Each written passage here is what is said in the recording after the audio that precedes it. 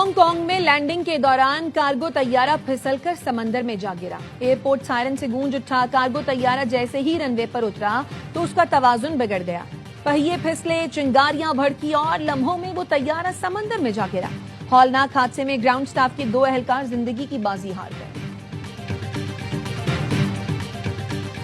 متحدہ عرب امارات میں طوفانی بارش ہوئی، پہاڑی مقامات کی سڑکیں آبشار کا منظر پیش کرنے لگیں، موسم حسین ہو گیا، ندی نالوں میں طغیانی۔ فجیرہ میں پہاڑوں سے پتھر گرنے سے سڑک بند ہو گئی، ٹریفک کی روانی متاثر۔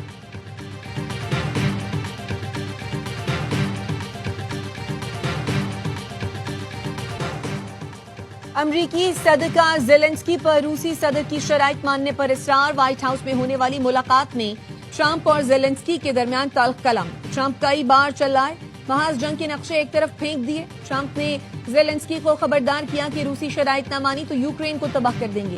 زیلنسکی کو مشرقی ڈونباس کا علاقہ روس کے حوالے کرنے کا بھی کہا۔ ملاقات کے بعد امریکی صدر نے کہا دونوں فریق موجودہ پوزیشن پر جنگ بند کر دیں۔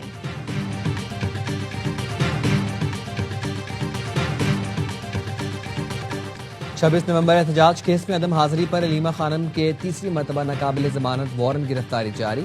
عدالت نے ضامن عمر شریف کے بھی ناقابل ضمانت وارنٹ گرفتاری جاری کر دیے۔ علیمہ خانم کو گرفتار کر کے بدھ کو پیش کرنے کا حکم۔ سنجانی جلسہ کیس میں پی ٹی آئی رہنماؤں عمر ایوب، زین قریشی، زرتاج گل اور علی بخاری کے وارنٹ گرفتاری جاری۔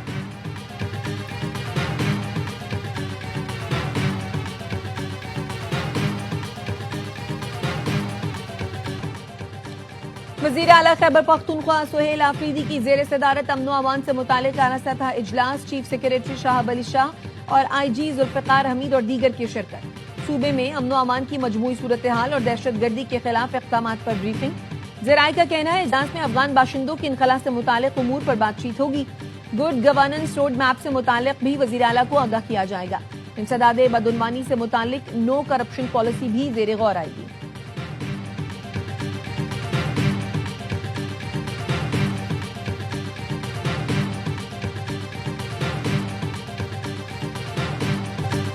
سپریم کورٹ میں 26ویں آئینی ترمیم کے خلاف درخواستوں پر سماعت۔ جسٹس امین الدین نے ریمارکس دیے۔ ایک صاحب نے تو یہاں کہا ہے آئین کو ایک سائٹ پر رکھ دیں۔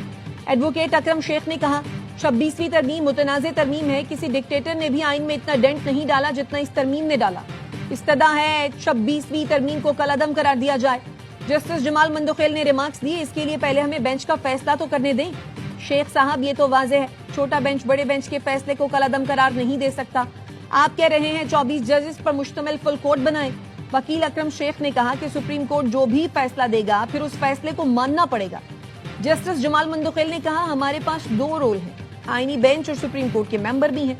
جب چیف جسٹس آرڈر کریں گے ہم یہ ٹوپی اتار کر دوسری ٹوپی پہن لیں گے۔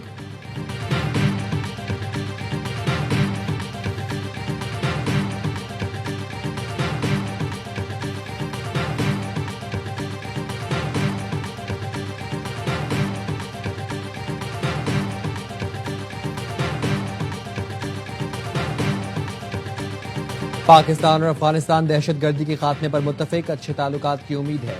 دنیا کے دیگر ملکوں کی طرح پاک افغان بارڈر کا استعمال باضابطہ ہونا چاہیے۔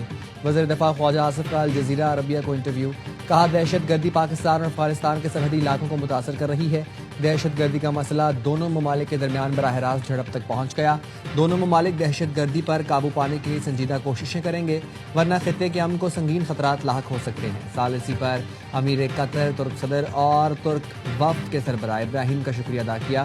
جن افغان مہاجرین کے پاس قانونی ویزے اور کاغذات ہیں وہ پاکستان میں رہ سکیں گے۔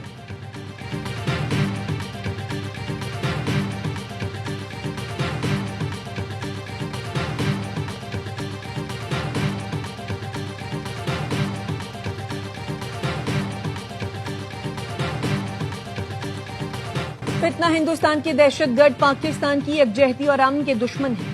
ان درندہ سخت عناصر کے خلاف آپریشنز جاری رہیں گے۔ پاکستان سے فتنہ ہندوستان کا خاتمہ کر کے دم لیں گے۔ وفاقی وزیر داخلہ محسن نقوی کی گورنر کے پی سے ملاقات میں گفتگو، کہا وفاقی حکومت خیبر پختونخوا میں امن و امان اور انسداد دہشت گردی کے لیے تعاون فراہم کر رہی ہے۔ دہشت گردی کے خلاف جنگ میں خیبر پختونخوا کی عوام کی قربانیوں کو قدر کی نگاہ سے دیکھتے ہیں۔ فیصل کریم کنڈی نے کہا خیبر پختونخوا کی ترقی اور خوشحالی کے لیے قیام امن اور دہشت گردوں کے خلاف انٹیلیجنس بیسڈ آپریشن ناگزیر ہیں۔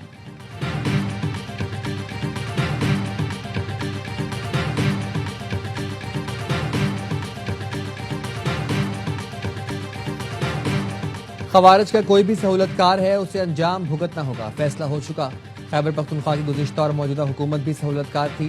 بانی پی ٹی آئی کا کہنا ہے ملک کی سلامتی کی صورتحال پر مجھے رہا کیا جائے، یہ ہرگز ممکن نہیں ہوگا۔ وفاقی وزیر ریلوے حنیف عباسی کی میڈیا سے گفتگو، کہا پاکستان نے افغانستان کے اندر دہشت گردوں کے ٹھکانوں کو نشانہ بنایا، ہم ہر اس شخص کا پیچھا کریں گے جو ہمارے شہداء کا قاتل ہے۔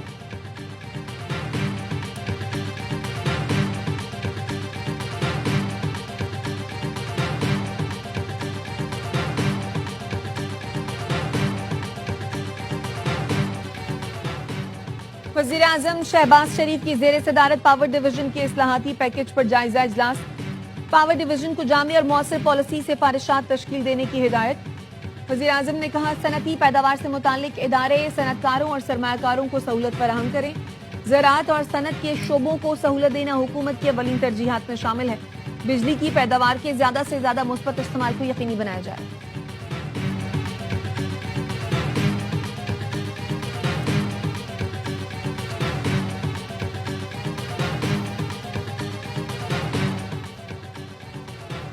پاکستان کا افغانستان، ایران اور روس کے ساتھ نیا بارٹر ٹریڈ فریم ورک متعارف، تینوں ممالک کے ساتھ ایشیا کے بدلے اشیاء کی تجارت کا فریم ورک منظور کیا گیا۔ Business to business barter trade mechanism میں ترامیم کا نوٹیفیکیشن جاری، بارٹر ٹریڈ کا دورانیہ 90 دن سے بڑھا کر 120 دن کر